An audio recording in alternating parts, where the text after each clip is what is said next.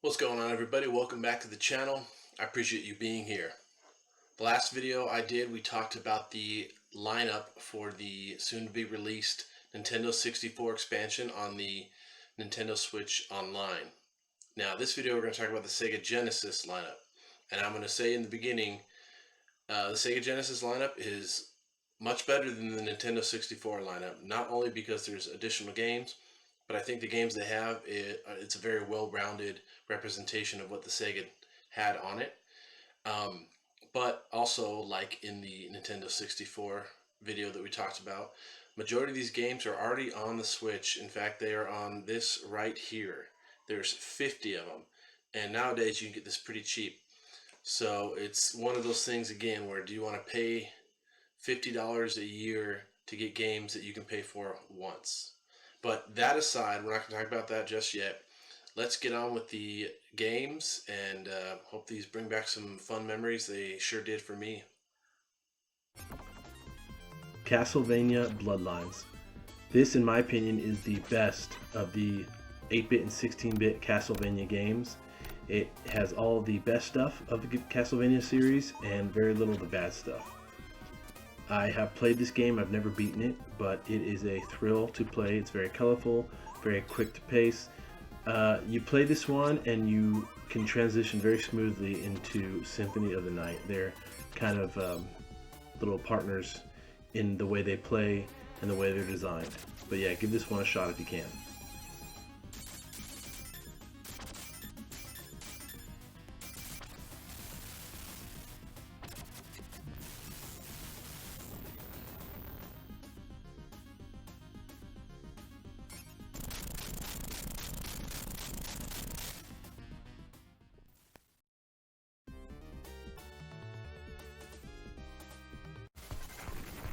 Contra Hardcore.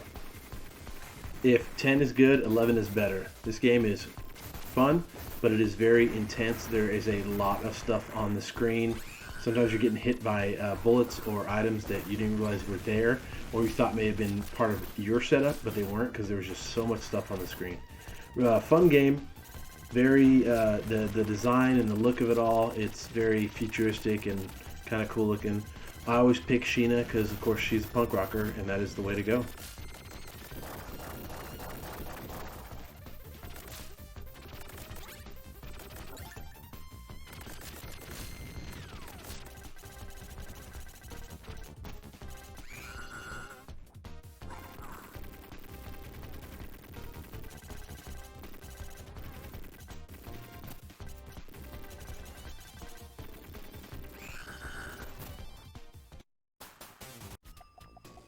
Dr. Robotnik's Mean Bean Machine. Now, I do not like this game. It's a puzzle game, and I don't think it's a good one.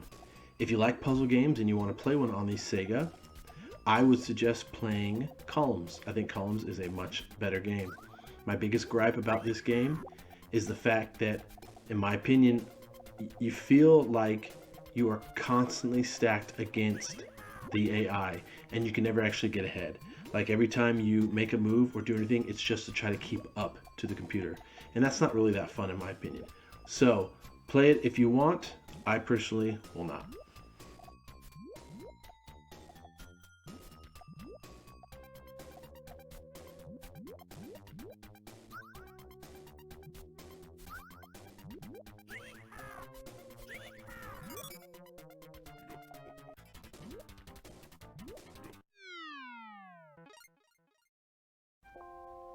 Echo the Dolphin. I played this game when it first came out in the 90s, and I will admit I was so lost in this game I could never figure it out, and I stopped playing it because it just, the jumps and where to go, it just baffled my mind. I've played it again since, and it's fun. It's a very, very beautiful game. The graphics are insanely cool, but still just not my cup of tea. I know a lot of people that love this game, and I usually love it for the first 20 so minutes, and then I realize, man, I could be doing something else with my life. So I would suggest trying it once, and if you love it, more power to you.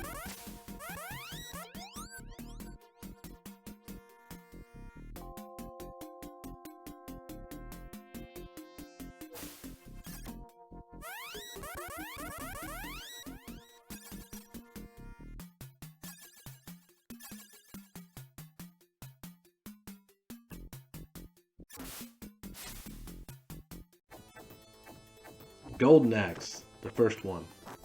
Just like Mean Bean Machine, I don't like this game. I think it's boring and repetitive.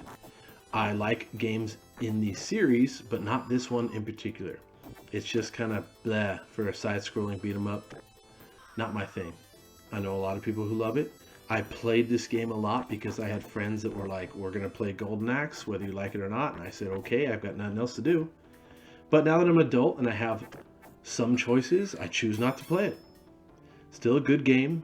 I do enjoy the boss fights and I enjoy using the magics. Those are cool looking, but as a whole, not my bag.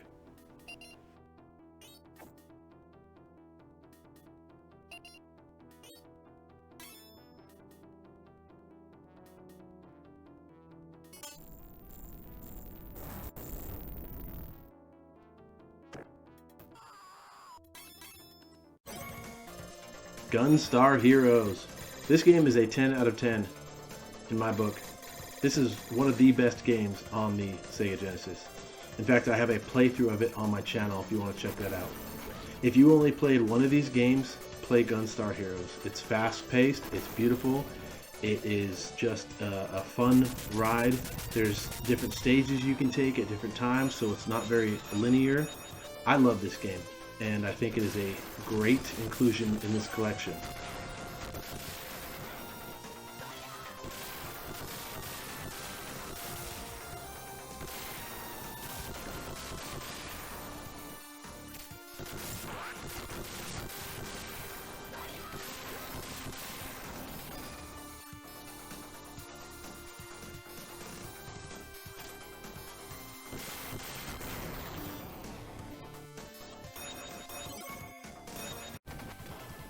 Musha. This game is a vertical shooter, and much like Contra Hardcore, there's so much stuff on the screen that you get lost. Now it's fun because you can pick up shields and survive getting lost for a couple seconds, but this game can be punishing. It really helps to play it again and again and again, so don't think out of the gate that since I've played other shooters that I can handle it. It's fun, but it is punishing. I enjoy this game. I never get very far, but I do play it as often as I can.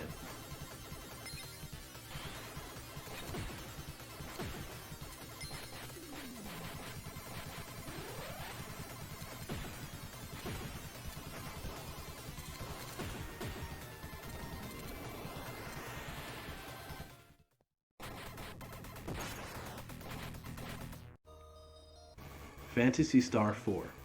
A lot of people consider this to be the best RPG on the Sega Genesis. I consider this and Phantasy Star 2 to be neck and neck. I love both of those. This is my second favorite RPG franchise, just barely being edged out by Final Fantasy in all reality. Now, this game takes a while to get into it. You need to play maybe 6 or 7 hours to really enjoy this game. If you only play for an hour or two, you're not going to like it. It's going to seem like there's just too many things to do. So give yourself some time, sit down, relax, and just play this game. I think you'll appreciate it.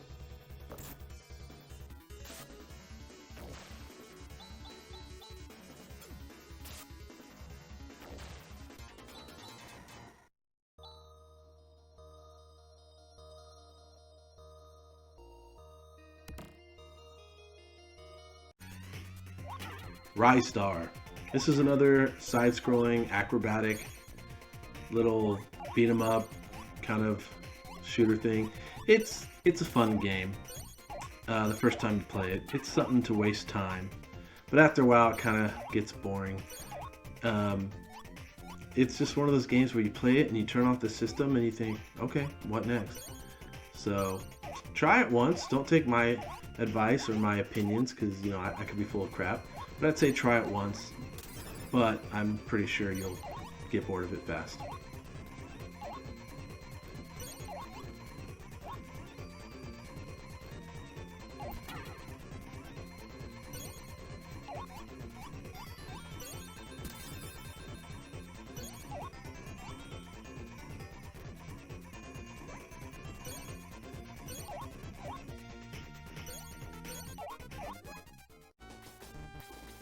Shining Force. This is a turn-based RPG, much like the Final Fantasy Tactics series and the Disgaea series.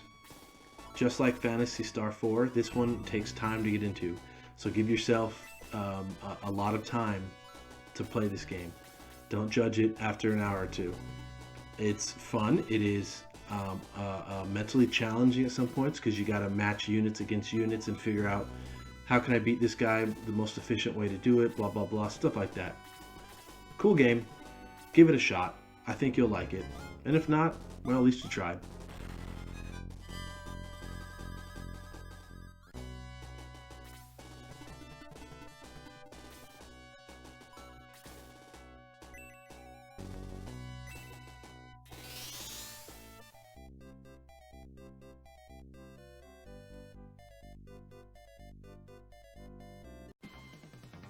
Shinobi III. I consider this the best in the series. Now the Nintendo fanboys, they had their Ninja Gaiden. Sega had the Shinobi. Of course Nintendo had the Wrath of the Black Manta, but we won't go there. Anyway, Shinobi 3, great game. Fun game. Cool power-ups, cool bosses, cool stages. Everything about it is just cool. It's what you remember as a kid and better. It's one of those games where you play it now and you think, this is just what I remembered as a child. It was fun. So give this one a shot.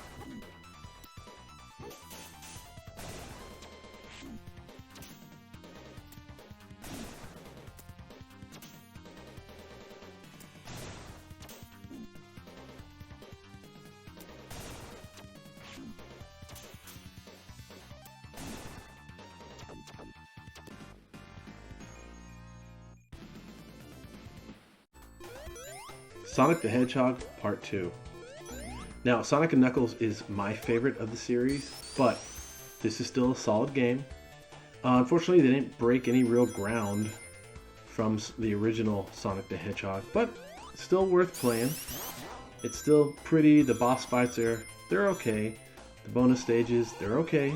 All in all, it's an okay game. It's worth playing, and that's it. I don't know if it's worth beating unless you really have a desire to beat all the Sonic games, but still worth playing.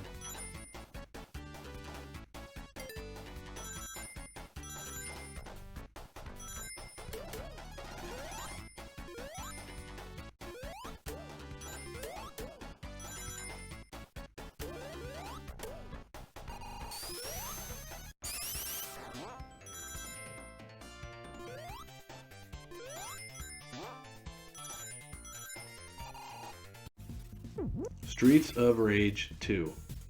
Now this one is my favorite of the series. It's another side-scrolling beat-em-up, just like Golden Axe, but way better than Golden Axe.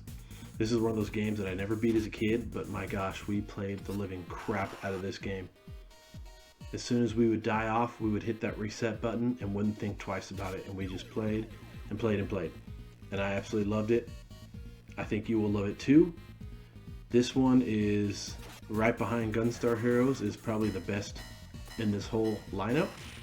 So give it a shot, see how far you can get. If you like it, I would say play part 3 next and then part 1.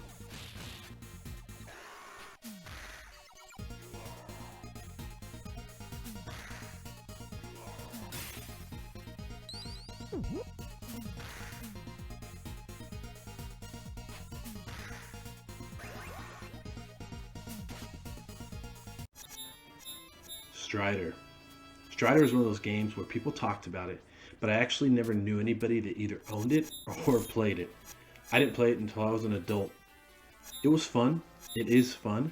It's a little side-scrolling, jumping platform type game. Not the greatest. Nothing to really brag about. Another one of those, once you get done and turn off the machine, you just go on with your life and don't think about it twice. But also another one of those where you hear about it and think, I should play that game and see how well I do.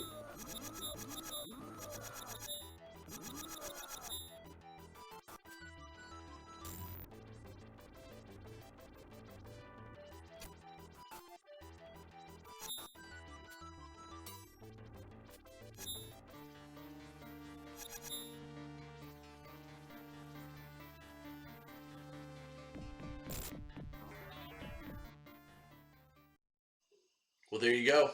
there are the games. Some amazing games in there. I think the only game in there, like I said, was Golden Axe. Not really a fan of that one. Never really a fan of that whole series altogether, to be perfectly honest. But still a stellar lineup for the Sega Genesis. And like we talked about in the previous N64 video, there's still yet to be a change to the pricing, and it's still pretty astronomical. I would tell you that if you really want to play these games on the Switch, just buy this. You can get it for a lot cheaper, and you can get way more games on it. That's my personal opinion. Anyway, send me an email at retrobengaming@gmail.com. Let me know what you think. Let me know if I'm right or wrong, or if you have any other games that you wish were on these. We're probably going to get a lot more, but this is just what is going to be released. I'd love to hear from you. As always, be good people, treat each other nice, and keep on gaming.